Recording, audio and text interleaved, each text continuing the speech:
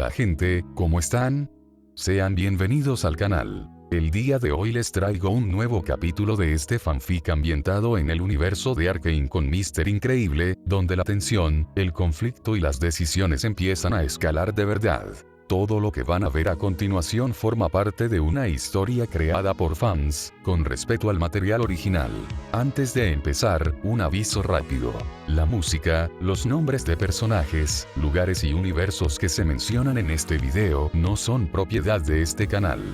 Todos los créditos pertenecen a sus respectivos creadores y propietarios originales. Dicho esto, pónganse cómodos, suban el volumen y disfruten. Capítulo 3. La ausencia que pesa.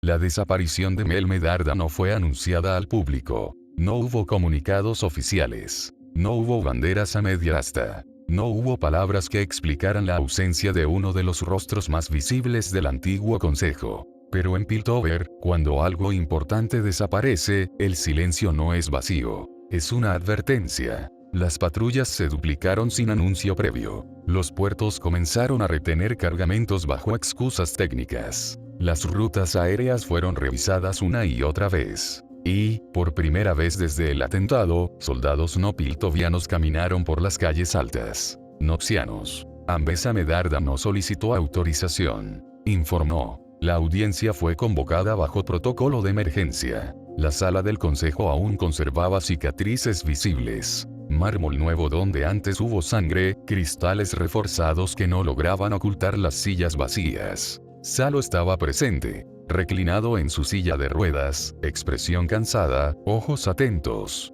No parecía sorprendido, parecía entretenido. También estaban los representantes de las casas sobrevivientes, industriales, financieros, estrategas. Ninguno con vocación de mártir. Caitlin Kiraman ocupaba un asiento en el consejo, como antaño su madre, y ahora con el uniforme de comandante de Piltover. Pero no como política, sino como responsabilidad impuesta. Shola permanecía de pie, ligeramente apartada, la placa dorada que cubría parte de su rostro, brillaba como un recordatorio de que la ciudad ya había pagado un precio. Ambessa avanzaría lentamente hasta llegar al medio de la sala, en medio de los consejeros. Mi hija ha sido tomada, dijo Ambessa, sin elevar la voz. Por una organización que ya intentó asesinarme. Un murmullo recorrió la sala. La Rosa Negra, continuó, no opera con improvisación. Opera con símbolos. Con ausencias. Colocó los informes sobre la mesa. Un nombre se repetía. Amara. No buscan poder inmediato, añadió. Buscan frenar aquello que no pueden controlar. Sus ojos recorrieron la sala, deteniéndose apenas en los consejeros más influyentes. Extech. Una acusación conveniente, intervino Salo, con una media sonrisa. Cualquier cosa puede llamarse amenaza cuando conviene justificar tropas extranjeras en nuestras calles. Algunos consejeros asintieron. Otros se acomodaron en sus asientos. ¿Y qué pruebas concretas tenemos?, añadió un consejero nuevo, heredero del asiento vacío de Volbok. Porque el miedo no es una política aunque suele venderse bien. En ese momento el debate se estancó. No por falta de palabras, sino por exceso de desinterés. Shola, al no ver avance en el debate, comenzó a hablar. No es solo Mel, dijo, rompiendo el silencio. Jace Talis tampoco ha sido localizado. Ni Heimerdinger. La sala se tensó. Algunos consejeros intercambiaron miradas rápidas. Otros bajaron la cabeza.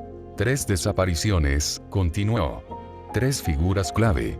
Y ninguna explicación. Salo soltó una breve risa nasal. Conveniente, murmuró. Cuando los arquitectos del Extech desaparecen, todos miran a la misma sombra. Ambessa no negó la acusación. La Rosa Negra no necesita confirmación pública, respondió. Opera donde el conocimiento es más peligroso que las armas. Caitlin frunció el ceño.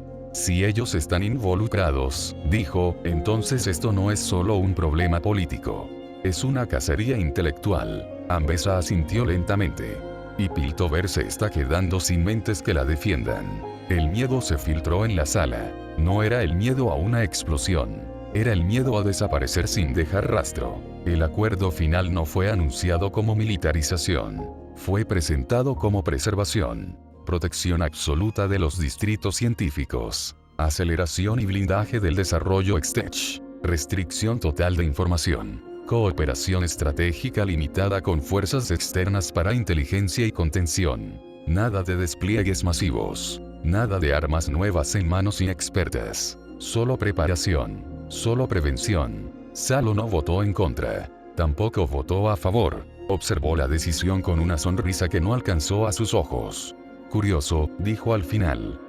Cuando el conocimiento desaparece siempre encontramos una excusa para encerrarlo mejor. Nadie respondió. Piltover no declaró la guerra, pero aceptó que el enemigo ya no tenía rostro ni frontera. Caitlin observó las sillas vacías. Mel, Jace, Heimerdinger. 3 nombres. 3 voces ahora silenciadas o raptadas. En ese momento ella comprendió que la ciudad ya no temía perder edificios o algún monumento arquitectónico. Temían perder a quienes sabían cómo mantener a la ciudad en pie. Regresando a la guarida de Jinx. El primer aviso no fue una orden, fue luz. Un destello blanco explotó dentro del túnel subterráneo, rebotando en el metal, en las paredes húmedas, en los ojos abiertos demasiado tarde. Durante un segundo, todo quedó reducido a siluetas deformadas y sombras temblorosas. Granada cegadora. Gritó un enforcer, con la voz rota por la urgencia. El aire se llenó de un zumbido violento, como si el túnel entero hubiera sido sacudido desde adentro. Los pasos se desordenaron. Alguien chocó contra una viga.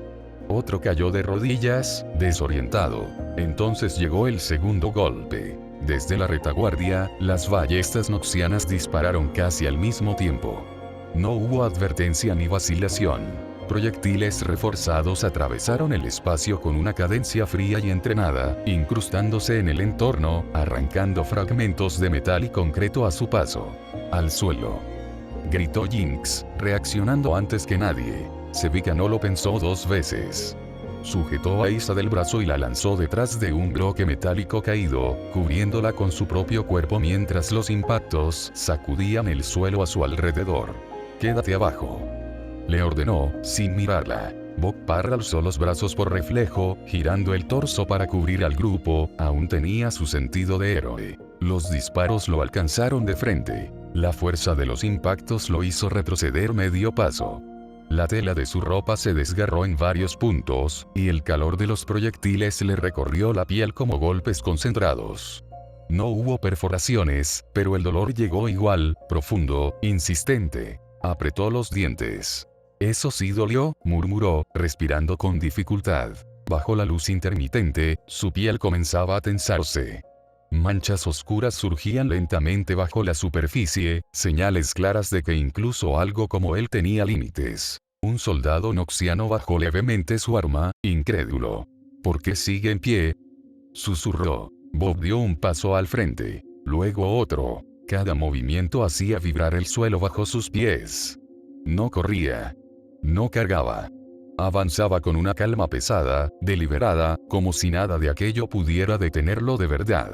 Las flechas rebotaban. Los disparos dejaban marcas superficiales, señales de impacto, pero no lograban derribarlo. El túnel comenzó a quedarse en silencio. No porque hubiera terminado el combate, sino porque todos estaban mirando lo mismo. «Basta», ordenó una voz firme desde el fondo de la formación. «Alto el fuego». Las armas se mantuvieron levantadas, pero nadie disparó. Bob se detuvo. Los enforcers lo observaban con tensión. Los soldados noxianos, con algo más cercano al respeto forzado, no lo miraban como a un criminal, ni siquiera como a un enemigo. Lo miraban como a algo que no debería existir. Y sin embargo, estaba ahí, de pie. Bob no gritó, no provocó. Solo siguió avanzando. Un enforcer, presa del pánico, disparó de nuevo. Bob giró el torso, atrapó el brazo del hombre en pleno retroceso y lo lanzó contra la pared con un movimiento seco. El impacto lo dejó sin aire antes de que pudiera caer al suelo. Otro intentó rodearlo por el flanco. Bob reaccionó tarde, el cansancio pesando en sus músculos, pero aún así un golpe corto fue suficiente para apagarlo y dejarlo inconsciente. Los soldados de Ambesa cerraron filas. No atacaron de forma caótica. Avanzaron en formación. Bob respondió con fuerza bruta, rompiendo la línea a empujones y golpes directos. Uno cayó. luego otro. Cada impacto suyo era definitivo. No elegante. No preciso. Solo aplastante. Pero su respiración era pesada. Sus movimientos, más lentos. Es un monstruo. Gritó alguien desde atrás. No, respondió otro, con la voz tensa. Es un hombre. Solo que demasiado fuerte. Entonces, el sonido cambió. Ya no eran pasos apresurados ni órdenes gritadas. Era otro ritmo. Lento. Controlado. Medido. Rictus avanzó con la lanza en mano. No corrió. No gritó. Observó. Sus ojos recorrieron la postura de Bob, la forma en que apoyaba más peso en una pierna, la rigidez en los hombros, el ritmo irregular de su respiración. Está cansado, murmuró para sí. Bob fue el primero en atacar. Un golpe amplio, potente, directo al torso. Rictus giró sobre su eje, desvió el impacto con el asta de la lanza y retrocedió 2 pasos, sin perder el equilibrio. La hoja trazó un arco rápido, buscando el costado, no para herir, sino para obligarlo a moverse. Bob gruñó al girar. La lanza se movía con precisión quirúrgica. Cada estocada buscaba articulaciones, rodillas, codos, caderas. No fuerza. Control. Bob respondió con un empujón brutal que casi lo alcanza. El suelo vibró cuando su pie impactó con demasiada fuerza, evidenciando el desgaste. Rictus ajustó la empuñadura de la lanza. Observó la respiración irregular, el peso mal distribuido. Estás perdiendo, hijo. La fuerza no te va a salvar esta vez. Bob apretó los dientes. No respondió. Porque lo sabía. Bob apretó los dientes. Volvió a cargar. Esta vez más bajo, usando el cuerpo completo. El golpe conectó. Rictus levantó el brazo justo a tiempo. El puño impactó contra el amuleto que llevaba al pecho. El choque resonó como metal contra metal. La fuerza atravesó el objeto y recorrió el brazo de Rictus, obligándolo a retroceder varios pasos, clavando la lanza en el suelo para no caer. Durante un segundo, el silencio volvió. Rictus alzó la mirada, evaluando el daño. El amuleto estaba agrietado. Bob, aunque joven, respiraba con dificultad.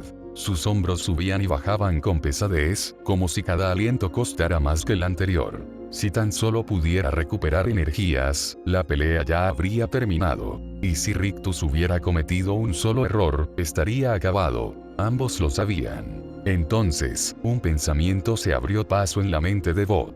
El agotamiento no era solo físico. El lugar mismo parecía rechazarlo, como si el aire se volviera espeso, áspero al entrar en los pulmones. Cada inhalación quemaba. No era solo falta de aliento. Era como si el ambiente entero se volviera hostil, casi tóxico, empujándolo a ceder. Bob dudó. No por miedo, sino por la certeza de que si fallaba, todo terminaría ahí. La próxima embestida decidiría todo. El impacto entre ellos dos fue breve, pero violento, provocando un estallido de luz verde. Bob salió despedido contra la pared, el metal se deformó al recibirlo. Su cuerpo cayó pesado, arrastrándose hasta detenerse a unos cuantos metros de Jinx. Ella abrió los ojos, incrédula. Bob, murmuró, por primera vez sin burla. Rictus permanecía en pie, respiraba con dificultad, el pecho subiendo y bajando con control forzado. No estaba ileso, pero seguía firme, y avanzó. Viendo a un Mister Increíble inconsciente. No eres invencible, dijo. Solo eres fuerte en el lugar correcto. Inclinó levemente la cabeza, observándolo desde arriba. Y este mundo no es el tuyo.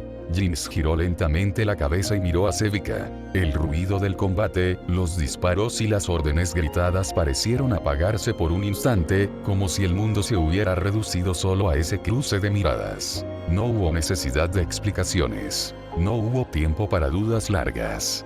Vete, ordenó Jinx, con la voz baja pero firme. Llévate a la niña. Sevika apretó la mandíbula. Sus ojos recorrieron el túnel, el caos, los cuerpos caídos y finalmente se detuvieron en Bob. Inmóvil contra la pared deformada. Dudó apenas un segundo, el suficiente para que la decisión doliera. Asintió.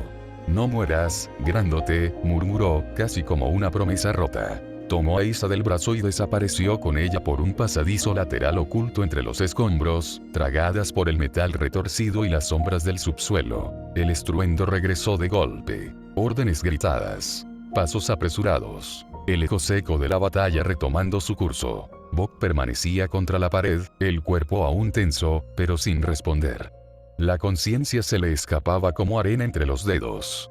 El aire entraba en sus pulmones de forma irregular, ardiente, sin que pudiera controlarlo. Rictus avanzó un paso más. Luego otro. Con un gesto lento, casi ceremonial, retiró el amuleto de la lanza.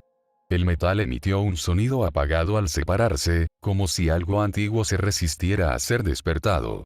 Rictus envolvió el amuleto alrededor de su mano, ajustándolo con firmeza, dejando que la energía se asentara sobre su piel. El brillo no estalló. Se concentró. Un pulso contenido, denso, obediente. Bob intentó moverse. Un espasmo recorrió su brazo, un reflejo inútil, antes de quedar completamente inerte otra vez. Ya basta, dijo Rictus, sin alzar la voz. Cerró el puño. Y el golpe descendió. La descarga recorrió el cuerpo de Bob con violencia, sacudiéndolo contra el metal deformado de la pared. El impacto retumbó en todo el túnel, haciendo vibrar estructuras ya debilitadas. Por un instante, todo fue ruido y luz. Luego nada. La conciencia se apagó por completo. Minutos después, mientras los soldados aseguraban la zona, el cuerpo inconsciente de Bob era levantado con esfuerzo entre varios hombres. Aun siendo joven, su peso imponía respeto, incluso derrotado. Las órdenes se cruzaban en el aire, cortas y mecánicas, mientras el túnel volvía poco a poco a un falso orden. Jinx no se fue. Permaneció oculta entre las sombras, inmóvil, con la espalda apoyada contra el metal frío. Escuchó. Rictus observó una última vez al hombre caído antes de darse la vuelta. Llévenlo a Estilo Ader, ordenó. Máxima seguridad. Un enforcer soltó una risa seca mientras ajustaba su arma. Segunda vez esta semana que alguien nos deja este desastre. Como esa chica del puente. Otro respondió sin entusiasmo, claramente agotado. ¿Quién? Vi. Se defendió como una condenada. Una lástima era de los nuestros. El nombre no se dijo en voz alta. No hizo falta. Vi. Hinks apretó los dientes. La mandíbula tensa, los dedos cerrándose lentamente hasta que los nudillos palidecieron. No disparó.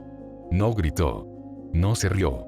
El silencio que guardó fue más peligroso que cualquiera de sus armas. Cuando los soldados comenzaron a moverse, cargando el cuerpo de Bob hacia la salida, Hinks retrocedió un paso, luego otro, fundiéndose con los pasadizos del subsuelo. El ruido de botas y órdenes se fue apagando a su espalda. Siguió avanzando sin mirar atrás. Estilo Ader, susurró, casi para sí.